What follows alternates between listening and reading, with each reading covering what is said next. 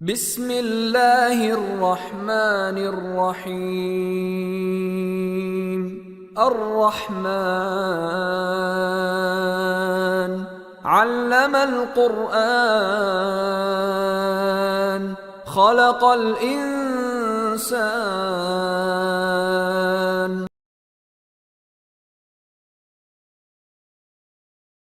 Rohani kita. Supaya apa? Supaya rohani kita ini bersih. Berbicara soal rohani bersih adalah metodenya adalah zikir, zikrullah. Dan tentu saja keluarga besar PJBN sudah punya metode-metode atau sudah ikut majlis-majlis zikir di tempat asal kita masing-masing. Nah, itulah yang perlu kita hidupkan. Di samping kita adalah berkendaraan dalam kapal ini untuk melaksanakan tugas yang diamanahkan kepada kita, maka kita juga harus membina rohani kita agar rohani kita tidak tersisipi unsur-unsur yang negatif. Atau dengan kata lain, kita di PJB inilah didasarkan kepada keikhlasan. Sebab kenapa? Nabi pernah mengatakan, malam yahlis pastaili ta'is. Siapa yang tidak ikhlas, siap-siap untuk kecewa. Ikhlas itu adalah kebersihan hati kita semata-mata untuk mendapatkan ridha Allah Subhanahu wa Ta'ala. Karena itulah ada kalimat dalam doa, ilahi anta maksudi waridoka matlubi. Ya Allah, kami keluarga besar PJBN yang satu kapal di kapal PJBN, tidak ada yang kami maksud kecuali mendapatkan ridha Engkau. Begitu. Dan hanya Engkau lah ya Allah yang kami tuntut adalah rahmat dan kebarokahannya. Tidak ada motivasi lain. Sebab kita membawa misi yang luar biasa, yaitu dalam rangka menjaga Nusantara, mempersatukan sesama warga kita, supaya kita bisa saling menghargai, bisa saling menghormati.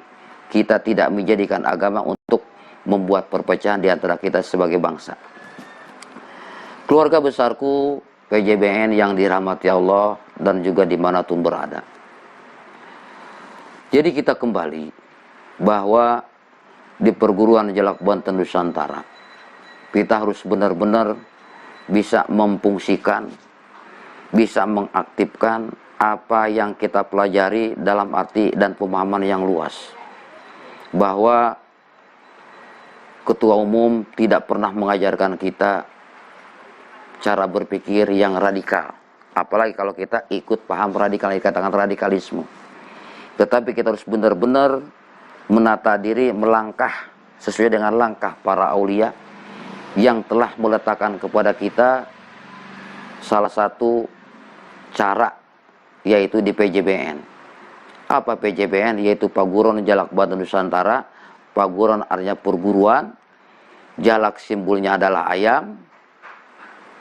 Kenapa disimpulkan kepada ayam? Ini fakta sejarah, karena ayam adalah salah satu makhluk yang dibarokahkan oleh Allah Subhanahu wa Ta'ala. Dalam kapal Nabi Nuh, ayam tidak membuat kasus. Karena ayam salah satu makhluk yang dibarokahkan hingga saat ini. Kita lihat dalam kehidupan kita sehari-hari, binatang yang namanya ayam bangunnya pagi-pagi. Jam 3 ayam sudah bangun, sudah berkokok. Dan kemudian dia aktif mencari rezeki, melindungi anak-anaknya, dan melindungi keluarganya. Itulah sikap ayam. Karena ayam punya jengger dan punya taji, lambang kekuatan dirinya. Dan itulah ayam barokah. Tiap hari orang memotong ayam, bukan cuma puluhan tapi jutaan ayam, tapi ayam tidak pernah habis. Karena itulah ayam tidak punya kasus pada saat ayam diangkut oleh Nabi dalam kapal. Berbeda dengan kucing dan berbeda dengan anjing. Anjing adalah salah satu binatang yang juga diangkut oleh Nabiullah Nuh dalam satu kapal. Nabiullah berkata kepada anjing, kamu jangan berbuat macam-macam di kapal ini. Kata anjing, siap Nabi Nuh, satu komando, saya akan taat kepada aturanmu. Tetapi anjing melakukan pelanggaran. Pada saat anjing melakukan pelanggaran, maka dilaporkanlah anjing itu oleh kucing kepada Nabiullah Nuh. Ada apaan kucing? anjing itu melanggar laranganmu. Akhirnya diberikanlah sumpah atau kata bahasa orang Sunda supata, maka anjing terkena supata. Nah, anjing ini dibicarakan oleh Allah Subhanahu wa taala dalam Al-Qur'an. Apa? Anjing itu dijelaskan adalah merupakan perumpamaan orang-orang yang suka menyalak dan mengeluarkan najis. Maka ada ayat yang mengatakan, "Pamasaluhu kamasalil kalbi in tahmil yasad wa tarkul yasas." Perumpamaan mereka yang suka melakukan kebohongan adalah ibarat anjing yang menjulurkan lidahnya. Dihardik atau tidak, dia akan tetap menyalak. Apa simbolnya? Anjing itu suka mengeluarkan kata-kata yang penuh najis. Suka mengeluarkan kalimat-kalimat yang penuh najis. Nah, atas dasar itu, dengan fakta objektif dari Allah Subhanahu wa taala, jangan sekali-kali kita di kapal PJBN ini berwatak, bersifat, berperilaku seperti anjing. Suka menyalak, tetapi nyalaknya adalah najis, menjulurkan lidah. Dan kemudian anjing itu merasa puas kalau oleh tuannya diberi tulang, atau oleh tuannya diberi bungkusan nasi. Bukan bungkus nasi, tapi bungkusan nasi. Nah, inilah merupakan gambaran kondisi kehidupan kita sekarang. Banyak manusia di sekitar kehidupan kita, banyak yang berkarakter seperti anjing, banyak yang berwatak seperti anjing, suka menyalak. Menyalak dengan fitnah, menyalak dengan hujatan, menyalak dengan caci maki. Hanya karena apa? Hanya karena mereka diberi bungkusan nasi oleh tuannya, oleh pemeliharanya. Bahkan mungkin mereka diberi tulang yang kemudian diperebutkan. Ini sedang terjadi. Ini ungkapan dari Allah dalam Al-Quran, surat Al-A'raf, bahwa ada perilaku-perilaku manusia yang seperti itu. Nah, inilah gambaran bahwa ada binatang-binatang yang diangkut oleh Nabi Nuh adalah merupakan cerminan buat kita.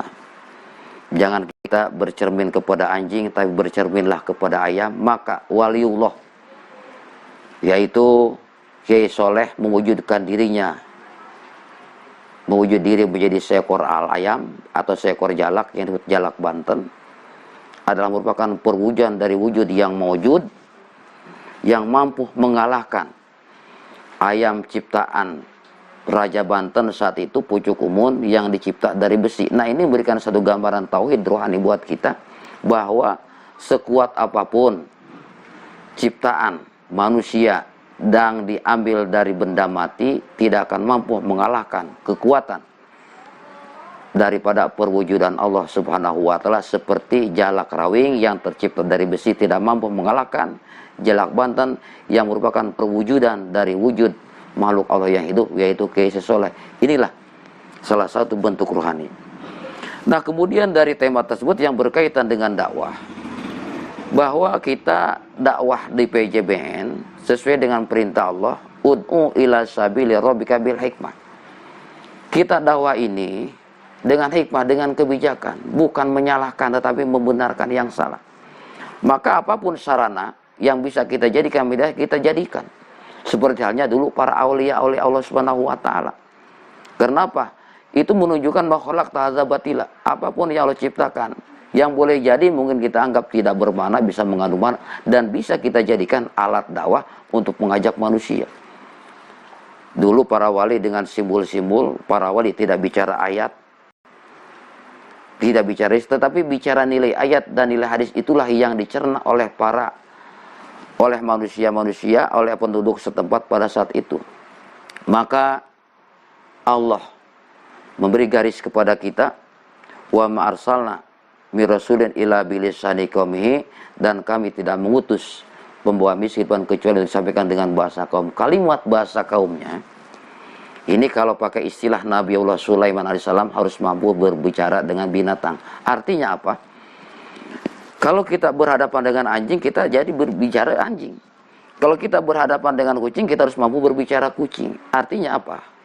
Kita bisa mensinkronkan dalam rangka menyampaikan nilai-nilai dakwah tadi sesuai dengan bahasa kaumnya, sesuai dengan akal pemikirannya. Supaya apa? Supaya hasilnya baik. Maka dikatakan ud'u ila sabil hikmah. Nah, kalau hikmah di sini dalam persepsi ahli-ahli hikmah adalah yaitu kalau bagian spiritual atau kemujizatan yang ada dalam setiap bacaan. Suatu contoh, Rasulullah pernah ditanya oleh Ali bin Abi Thalib, "Ya Rasulullah, ajarkan kepada saya agar saya bisa dilindungi oleh Allah dari godaan setan." Kata Rasulullah apa? "Aku sudah ajarkan kepada engkau." Begitu kalimat isti'ajah. Kalimat a'udzubillahi minasyaitonir rajim. Tapi Ali juga mengatakan, "Ya Rasulullah, kenapa saya baca itu tapi kenapa masih tergoda juga?" Maka kata Rasulullah, "A'udzubillah yang kau baca adalah kosong dari kemujizatan." Nah, ini oleh para aulia dulu. Maka para aulia melihat para penjudi, para pemabuk tidak disuruh ibadah, tetapi dihentikan perjudiannya, dihentikan kepremanannya. Yang biasa judi tidak bisa judi, yang biasa mabok tidak mabok, diberikanlah a'udzubillahi minasyaitonir rajim, dan kemudian disuruh tirakat, disuruh wirid.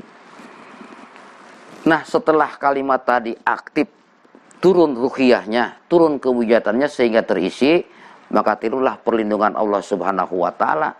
Orang yang biasa tidak maksiat karena dilindungi oleh Allah, barokah hikmah membaca a'udzubillah yang sudah terisi kemujizatan. Nah, pola ini kalau saja pola dulu para aulia, kalangan para ahli hikmah masih dipakai saat ini, diajarkan kepada mereka pola-pola wirid a'udzubillah, maka insya Allah dengan a'udzubillah itu adalah umat Islam akan terjaga daripada kemaksiatan karena sudah dilindungi oleh Allah Subhanahu wa taala. Dan mungkin kita juga seperti itu. Kita kadang-kadang membaca kalimat a'udzubillah tapi masih juga tergoda oleh setan karena a'udzubillah yang kita ucapan adalah kosong daripada kemujizatan atau dari unsur hikmahnya atau dari unsur ruhiyahnya. Nah, ini pola dakwah. Jadi kita mengajak umat yaitu dengan memberikan solusi yang terbaik. Kita tidak melarang. Katakanlah kita melakukan satu larangan, ini tidak boleh terjadi, tapi kita tidak memberikan solusi, itu tidak akan berarti baik. Ini tidak boleh, yang boleh begini. Nah, itulah yang terbaik. Itulah dakwah yang dikatakan dakwah dengan kebijakan. Kemudian setelah ditanamkan kebijakan dalam dakwah, baru kita berikan mau'izatul hasanah, tausiah, nasihat baik, baru meningkat wajailu milatin, dari berikan adu argumentasi atau berikan salah satu dalil-dalil atau argumentasi dalam masalah beragama dan seterusnya. Ini dakwah yang berkaitan dengan Baguron Jalak Batan Nusantara. Dan kemudian bagaimana cara kita mensyiarkan? Nah, mensyiarkan di sini artinya saya pernah memberikan salah satu artikel arah kita harus bersikap seperti kupu-kupu. Kupu-kupu tidak pernah dibenci orang.